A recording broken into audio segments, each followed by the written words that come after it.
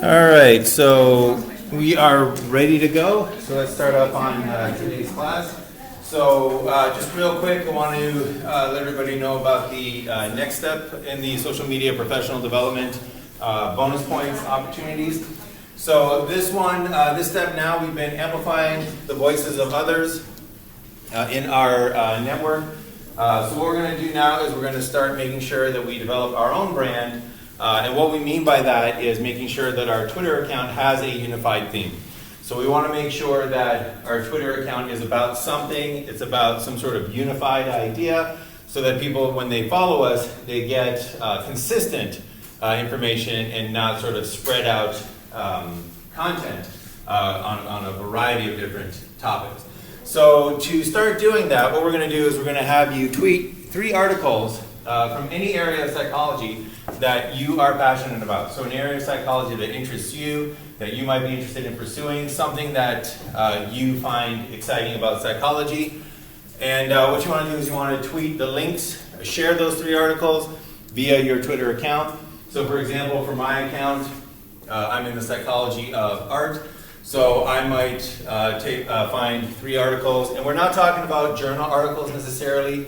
We can have reports in the popular media, reports in popular press about other research that's been done. So you might, in the psychology of art, tweet out about a study that shows why designers like to have curves in their museum designs. You can tweet out an article about the general approach of experimental empiricism on the study of art.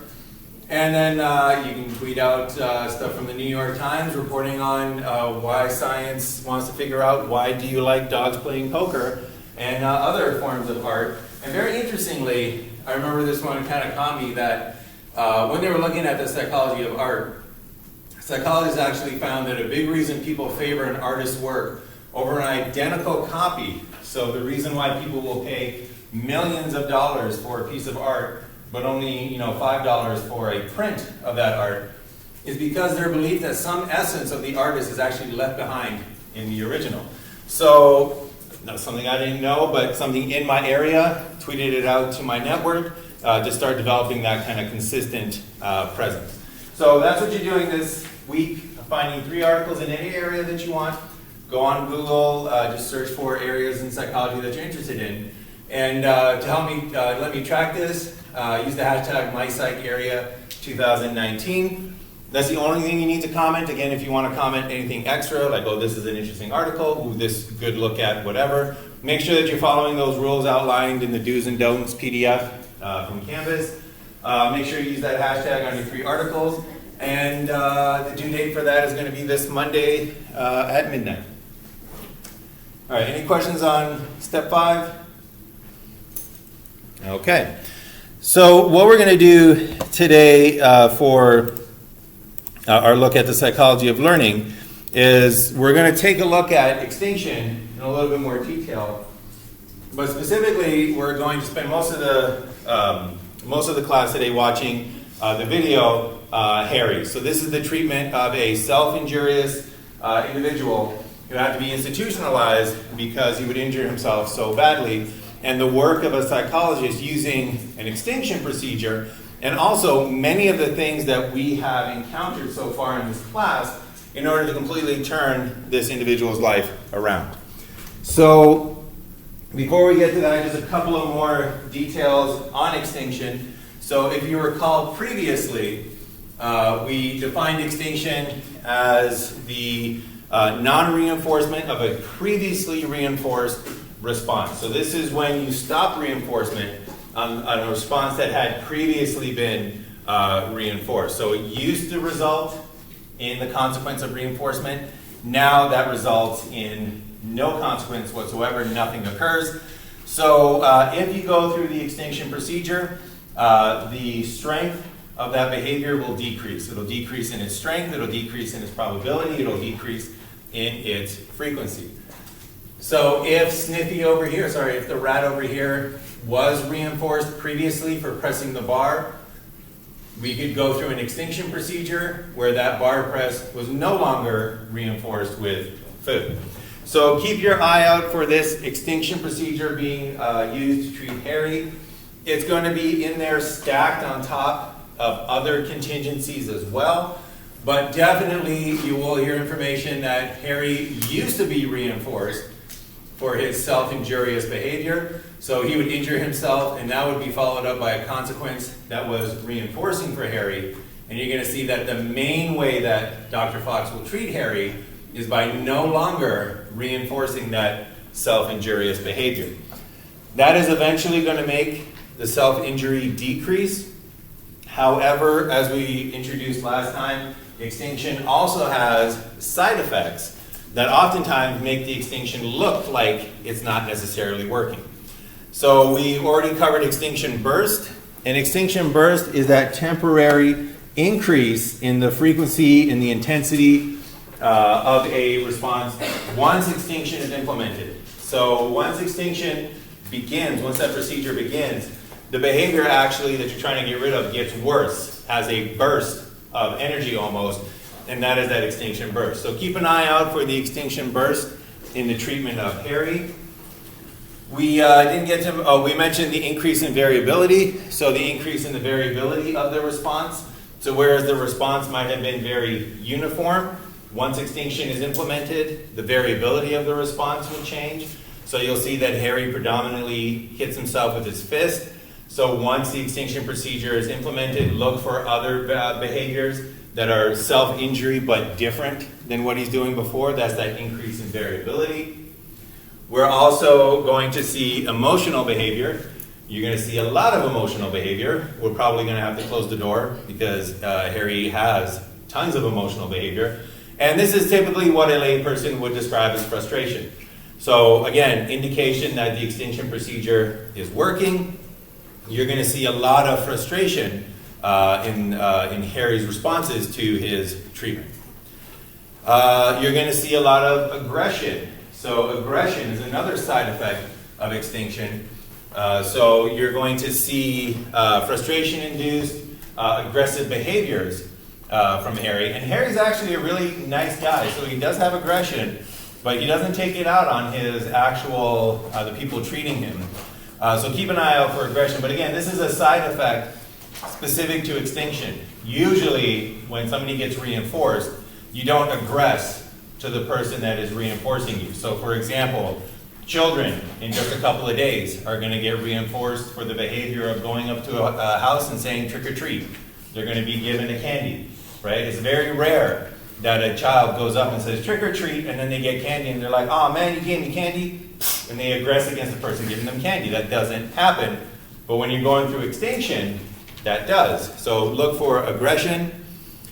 Look for resurgence. So resurgence is when a previously used behavior that used to be successful comes back once another behavior is going through the extinction procedure.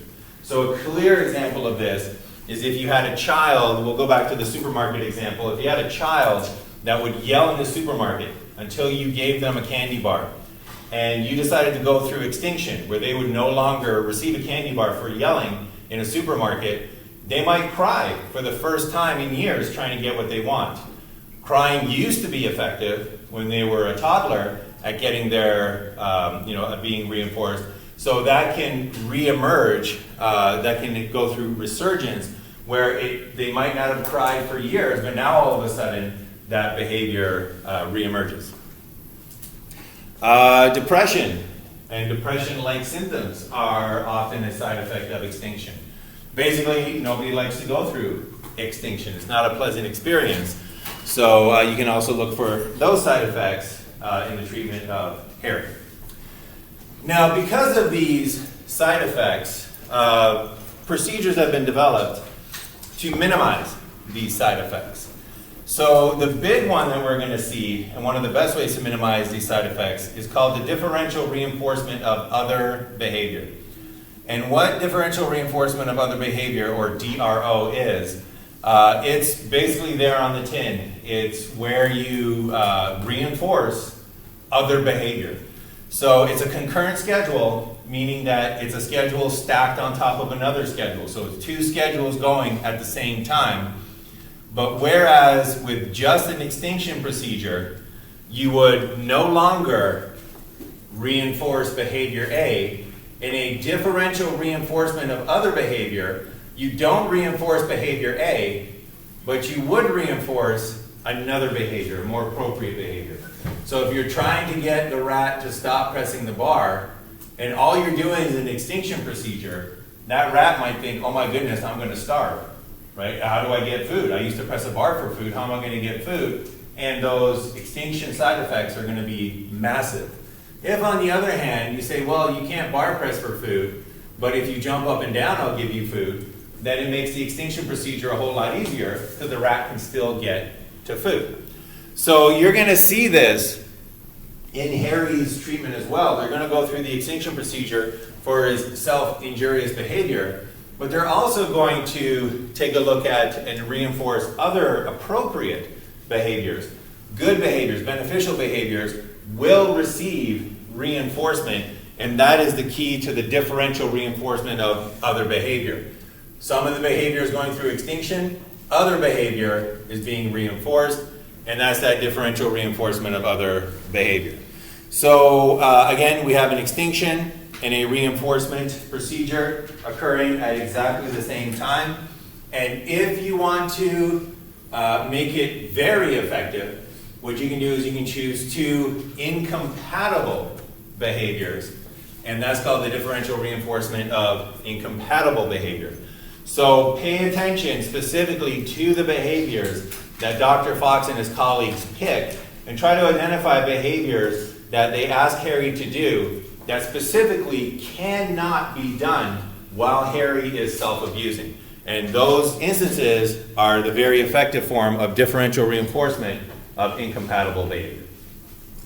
All right, so keep an eye out on all of that in today's class for today's video. Any questions before we begin the video? All right, so I will see if I need to close the door or put the volume down, but without further ado, this is the treatment of Harry. All right, so just real quick, that right there is a description of the reinforcement of the self-abuse that had previously occurred. So Harry would use his self-abuse to control other people in his world. So if they placed a demand on Harry, Harry would self-abuse, they would take the demand away. You need to do some homework, Harry would self-abuse, they take the homework away. And that was a form of negative reinforcement for that self-abuse. So it was previously reinforced. So when Dr. Fox starts treating Harry, make a note of what happens to the task that Dr. Fox is asking Harry to do after Harry self-abuses. And you will see that instead of removing the task, as soon as Harry returns, the task is still there. It was not removed, hence no reinforcement for the self-abuse. That is the extinction procedure. All right, so remember this baseline condition. This is how much Harry self-abused out of restraints before treatment occurs. And compare this to his endpoint in treatment, and you'll see just how powerful the techniques that we're learning about here actually are in shaping human behavior. Okay, so this is a great example of two things that we were looking at. Number one, first, this is the first really clear example that they have in the video of the extinction procedure. So it's implied that they were under the extinction procedure. Harry was not being reinforced for his self-injurious behavior.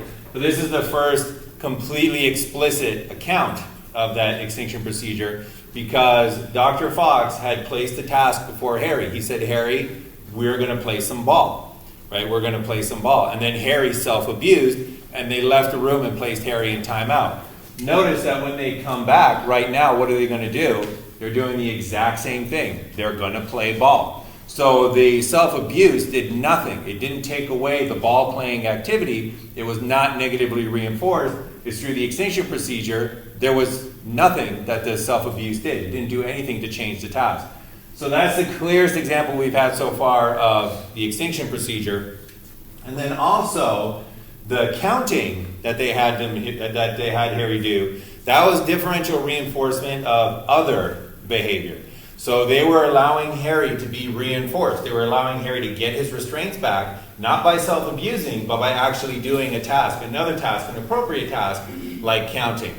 Now, counting is differential reinforcement of other behavior because you can still self-abuse while you count. You can literally count how often you're self-abusing while you're counting to 100. So the fact that you can do both of those at the same time makes it slightly less effective than this task over here, which is the ball catching, which is the differential reinforcement of incompatible behavior. Because if you're catching a ball, you're doing something with your hands. And if you're holding a ball and catching a ball, it's really hard to kind of self-abuse.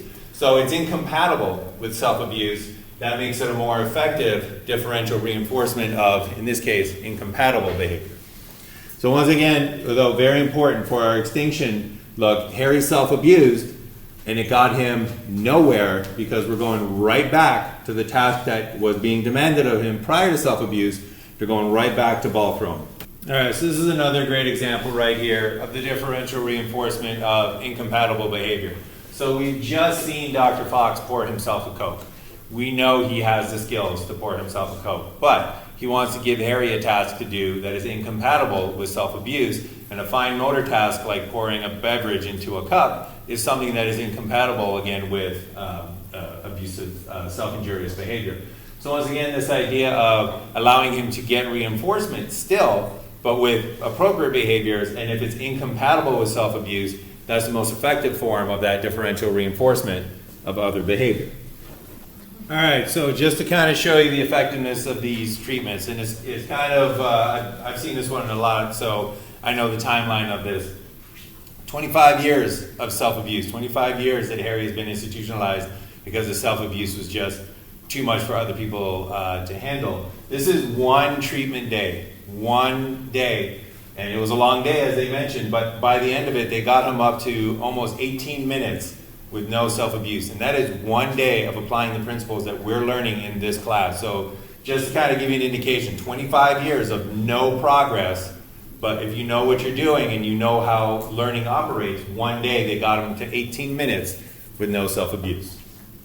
All right, that was the treatment of Harry. So, all right. So that was the treatment, and as you saw, they had the extinction procedure that they put into place. Harry was no longer being reinforced for his self-abuse, and they also had the differential reinforcement of other behavior. We saw tons of extinction side effects, and also we saw many of the things that we have encountered so far in this semester. So this was almost like a synopsis of the semester so far in terms of many of the procedures that they used. Now, next class, we're going to delve into this video in more depth, just to kind of analyze it all out and point out many of the different features as a sort of example of the psychology of learning. But before we wrap up today's class, any questions, any comments on the treatment of Harry or extinction, differential reinforcement in general? It was sad to watch it. It's hard. Yeah. It was hard to watch it. I mean, I watch this about 4 times a year, minimum. I try to stick it in just about every class that I have, and so many times I know he's going to hit himself, and I just kind of want him like, Harry, don't do it, not this time. And you just hear him, and you can hear him. That's the thing. Like it's not a little tap. It's hard. Like the microphone's in the other room, and you can hear the when he does it, and it's one of those great examples, and we'll talk about this more, where people cared for Harry, and they didn't know the psychology of learning, and they actually made his situation worse. So we're going to see how caring people with the best of intentions, without the knowledge of psychology, made the situation worse. And you contrast that with Dr. Fox, who is basically, if you don't understand what he's doing, one of the biggest bullies that Harry has ever encountered. Because what does Dr. Fox do? He takes away the one thing that Harry likes. He takes away his restraints. And what does he do? He makes him do things to get them back. And literally, he's like the meanest guy if you don't understand what's going on. And yet, he's the one that turned around everything. And again, take a look at where Harry was for 25 years. Remember, this is not a recent development. 25 years he lived his life like that. In 2 years, He's off learning skills, enjoying life. Yep. I was just like thinking, like, what would they have done if like the restraints didn't like make him happier or like didn't calm him down? Like, would they just have to find something else that did? Yes, they needed to find a reinforcer. So we'll go over all this in detail, but when they saw his pattern of self-abuse, because it was they used this phrase, a high stable rate of self-abuse, they knew he was being reinforced. And they knew he was being reinforced on an intermittent schedule of reinforcement. So as soon as they knew that he was being reinforced for the self-abuse, they knew that they had to go through the extinction procedure. And then what they needed to do is they needed to find something to reinforce the other behavior. And they used other things other than the restraints. They used like Cokes and pretzels, and they used a lot of verbal, good boy, here's a hug, pat on the back. But they used the restraints, and just to kind of foreshadow what we're going to take a look at, they knew that the restraints were going to be reinforcing because they mentioned that Harry continuously wore the restraints. And that means that his preferred level of wearing restraints was 24 hours a day. That's how much he would wear the restraints if left to his own devices. So what did they do? They restricted his access to the restraints, dropped it below his preferred level, and that meant that they guaranteed that those restraints would then be reinforcing. So if Harry didn't wear the restraints all the time, they would have to determine another potential reinforcer. But it's a very interesting kind of study. And notice also that they never completely eliminated the restraints. So even at the end of it, he's wearing eyeglasses. He doesn't need eyeglasses. Eyeglasses are his preferred method of restraint. So in essence, he's still under treatment. Even though he no longer self-abuses, he's still under treatment. They still have to maintain, be very contingent with Harry. They mentioned that as well. And all of that, again, is that kind of treatment procedures that we've been encountering so far this semester. Yep. After the first treatment was implemented, during the time between when Dr. Fox left and came back, was his treatment continued by other caretakers? My guess, because they didn't explicitly mention it, I would think not. I think they probably went back to business as usual for Harry, which would probably be keeping him in restraints, except for that brief time when he needed to shower and take care of personal hygiene. That would be my guess, but it's not made completely explicit. Mm-hmm. So after the 2 weeks where he wasn't there, after 2 weeks, where when they showed like him like out of all frustration, was that an example of extinction burst or no? So extinction burst would be a little difficult to say, oh, this is exactly extinction burst, because you would have to compare it to the baseline phase. And you heard them in the baseline. What they were doing is they were counting how often Harry abused in 5-second intervals, so they could get like an average, number of abuses per second. So you would have to compare his extinction levels to his baseline levels. If they're higher, that would be an example of extinction burst. They definitely seemed to be more powerful. They definitely seemed to be stronger. And we definitely saw things like variability. So he would never abuse the doors. But then all of a sudden he was smashing, his fist on the doors. But specifically the moment that you're talking about, when they came back for the second day and they took him out of restraints, that was their reversal design in this treatment. Because when they first treated Harry and they got to the end of the day and he was over 17 minutes out of restraints, they don't know, was it the treatment that caused that reduction in self-abuse, or was it something else? Was something else that happened to Harry on that day? Was it the fact that he's intimidated by Dr. Fox? Was it that he got tired after ripping through 6 or 7 shirts that day, and that's why he no longer self-abused? They didn't know if it was something else. So what they did is they reversed it. They returned the baseline and said, basically, you're free to self-abuse, there's no consequences, and his self-abuse popped right back up. And by removing that treatment, they made sure it's not the ripping of the shirts, it's not Dr. Fox, it's not something else, it was the treatment. And then you can see that they reinstituted the treatment. That's that return to the treatment condition. And then they kept it. He was in some form of treatment, earning back his restraints for the rest of his life, really. All right, any final questions? We will delve into all of this in more detail next class. I will post a link where you can watch this again if you want to review it, but if there's no other questions, we are done for today.